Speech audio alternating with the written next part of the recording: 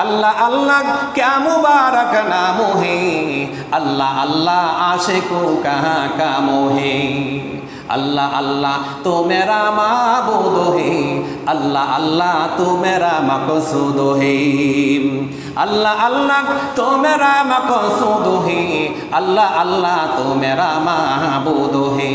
যে সমস্ত বান্দাদের টাকার মধ্যে ঝামেলা আছে, ঘুষের টাকা আছে, সুদের টাকা আছে, হারামের টাকা আছে, অন্যের কাছ থেকে আপনি মাইরা টাকা নিয়েছেন, ওই টাকার মধ্যে সে অংশটুকু আছে, তখন আল্লাহর তরফ থেকে ফেরেশতার মাধ্যমে বলা হয় লা লাব্বাইকা ওয়া লা সাদাইক, বান্দা তুমি হাজির না, আমি তোমার হাজিরাকে আমি আল্লাহ গ্রহণ করলাম না। পরে হাজি বান্দারা যখন পাঠ করে আল্লাহ আমি হাজির, ও আল্লাহ আমি হাজির, লাব্বাইক আল্লাহুম্মা লাব্বাইক, লাব্বাইক লা শারীকা লাকা লাব্বাইক, আল্লাহ আমি হাজির, আল্লাহ তোমার কোনো শরীক নাই, আল্লাহ আমি হাজির।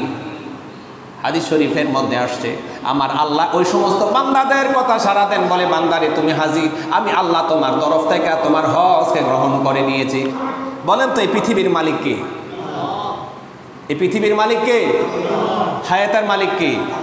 মওতের মালিক, মানে গোটা জীবন জুড়ে যা কিছু আছে সকল কিছুর মালিক কে?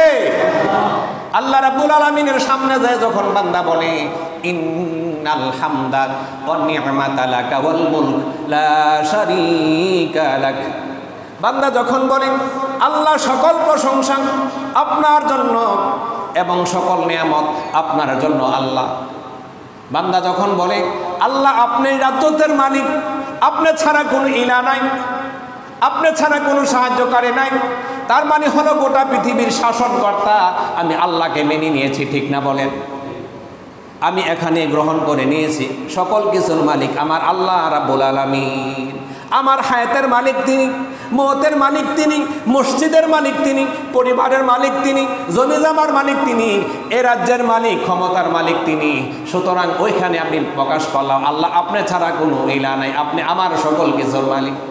যে সমস্ত বান্দা বান্দেরা হজ করতে গেল ঘুষের টাকা দিয়া, সুদের টাকা দিয়া, যারা হজ করতে গেল অন্যের কাছ থেকে মাইরা টাকা নিয়েছে, যারা হজ করতে গেল অন্যের টাকা মারার মাধ্যমে অন্যের হক নষ্ট কইরা, সে যখন ইহরাম বাঁধল, সে যে খাবারটা খাইলো সেটার মধ্যে সুদের টাকা, সেটার মধ্যে ঘুষের টাকা, অন্যের টাকা, জনগণের টাকা।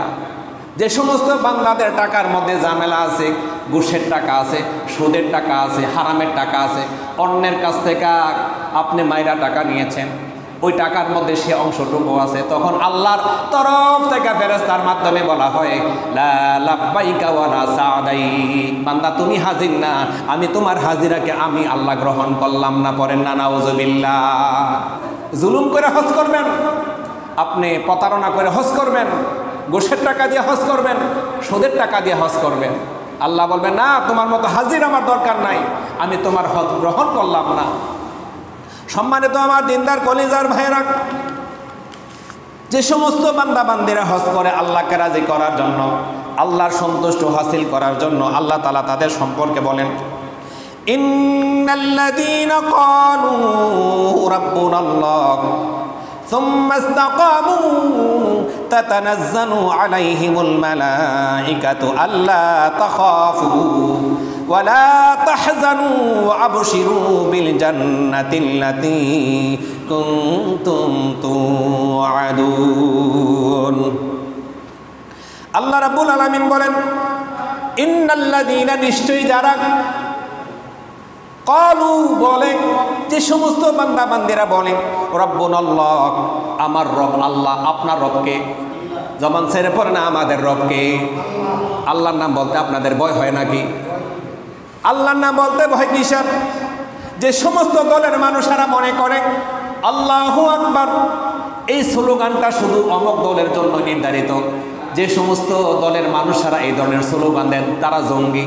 আমি বলবো আপনার মেন্টালিটির সমস্যা, আপনার মাথার সমস্যা। আমরা যখন নামাজের জন্য নিয়ত বাঁধি, তাকবীরে তাহরিমা বলি, সর্বপ্রথম আমরা কি বলি? আল্লাহু আকবার, ঠিক না বলেন? জানাজার নামাজ যখন পড়ানো হয় সর্বপ্রথম বাক্যটা কি? রুকুর মধ্যে যাওয়ার সময় সর্বপ্রথম বাক্য কি? গোটা নামাজ ধরে আমরা তো শুধু আল্লাহু আকবারে বলতে থাকি, ঠিক না বলেন? নামাজের মধ্যে আল্লাহু আকবারটা গ্রহণ করে নিলাম, অন্য জায়গার মধ্যে যখন যায়, আমি যখন রাজনীতি করতে যাই, আমি যখন সমাজ চালাতে যাই, আমি যখন পরিবার চালাতে যাই, ব্যক্তি জীবন যখন চালাতে যাই, সেখানে আল্লাহু আকবার বললে আমার সহ্য হয় না। এতেই বোঝা যায় আমার ইমানের মধ্যে ঝামেলা আছে, ঠিক না বলেন?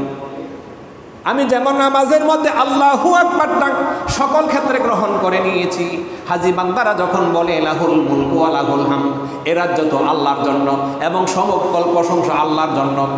সম্মানিত আমার দিনদার মুসলমান ভাইয়েরা, যে সমস্ত বান্দা বান্দিরা বলে আমার রব আল্লাহ, সুম্মা ইসতাকামু, শুধু বলে না, এ বলার উপরে নিজের অটল রাখে।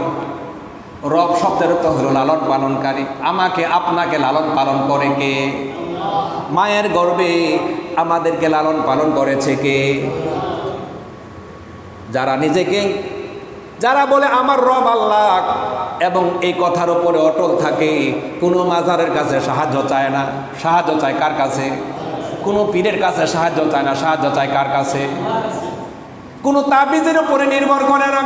সুতরাং যে সমস্ত ইমামবাগ, যে সমস্ত পীর, যে সমস্ত ফকিরেরা তাবিজ বিক্রি কইরা যারা নিজেকে স্বাবলম্বী বানাইতে চাচ্ছে, আমি তাদের উদ্দেশ্যে বলতেছি, বাইরে এগুলা ছেড়ে দিয়ে আল্লাহর পথে চলে আসেন। আপনার আমল নামার মধ্যে যদি সামান্য পরিমাণ শিরক থাকে, গোটা জীবনের সকল আমল বৃথা হয়ে যাবে, ঠিক না বলে? যারা বলে আমার রব আল্লাহ, এই কথার উপরে নিজের অটল রাখে, সেখানে সে মজবুত করে গাইরা রাখে, সেখান থেকে নড়চড় হয় না।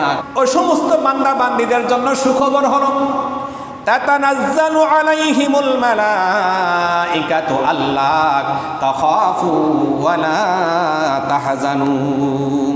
তাদের জন্য আমি আল্লাহ রাব্বুল আলামিন আমার রহমতের ফেরেশতাদেরকে পাঠিয়ে দেই। পড়েন না সুবহানাল্লাহ। ফেরেশতাকে পাঠানোর পর ওই ফেরেশতা ওই বান্দার কানের মধ্যে বলে, ওই বান্দা যদিও শুনতে পায় না, ওই ফেরেশতা বলে আল্লাহ তাখাফু ওয়া লা তাহজান, বান্দারে ভয় করো না, চিন্তা করো না, আল্লাহ তোমার সাথে আছে, সকল ফয়সালা আল্লাহ তোমার জন্য করে দিবেন। পড়েন সুবহানাল্লাহ। ওই ফেরেশতা বলে, ও আল্লাহর বান্দা তুমি শোনো, ও আবশিরু বিল জান্নাতিল্লাতী কুনতুম তুআদুন। বান্দারে তুমি কেন টেনশন করো, কেন তুমি দুশ্চিন্তা করো রে বান্দা? আমার আল্লাহ তোমার জন্য যে জান্নাতের সুসংবাদ দিয়েছেন, যে জান্নাতের ওয়াদা করেছেন রে বান্দা, তুমি যখন দুনিয়া ছেড়ে পরপারে চলে যাইবা, আল্লাহ সে জান্নাত তোমার জন্য বাজেট করে দিবেন। পড়েন না সুবহানাল্লাহ। अल्लाह अल्लाह क्या मुबारक नाम है, अल्लाह अल्लाह आशिकों कहाँ कामों है। अल्लाह अल्लाह तो मेरा माबूद है, अल्लाह अल्लाह तो मेरा मकसूद है। अल्लाह अल्लाह तो मेरा मकसूद है, अल्लाह अल्लाह तो मेरा माबूद है। अल्लाह अल्लाह तो मेरा सत्तार है। আল্লাহ আমাদের পাপগুলো ডাইকা রাখেন। সাত্তার শব্দের অর্থ হলো পাপ ডাইকা ডাকনেওয়ালা। যিনি আমার এবং আপনার পাপগুলো ডাইকা রাখতেছেন তিনি আল্লাহ, তিনি সাত্তার। আল্লাহর একটা নাম কি? সাত্তার। अल्लाह अल्लाह तो मेरा सत्तार है, अल्लाह अल्लाह तो मेरा गफ्फार है। আল্লাহ তিনি আমার অন্যায়গুলো ডাইকা রাখা তিনি নিরালে ক্ষমা করে দিচ্ছেন। পড়েন না আল্লাহ আলহামদুলিল্লাহ। আল্লাহ যদি আমাদের পাপগুলা সমাজের মধ্যে ফোকাস করে দিতেন, এ সমাজে চেহারা দেখাতে পারতাম না, মসজিদে মিম্বারে বসার সুযোগ হতো না, মানুষেরা সমাজ থেকে দূর দূর করে তাড়াইয়া দিত। ও আমার প্রিয় মানুষেরা, সে আল্লাহকে কি আমরা ভুলে যাই? যদি সে আল্লাহর আমরা ভুলে যাই, এটা হবে জীবন্ত নাফরমানি।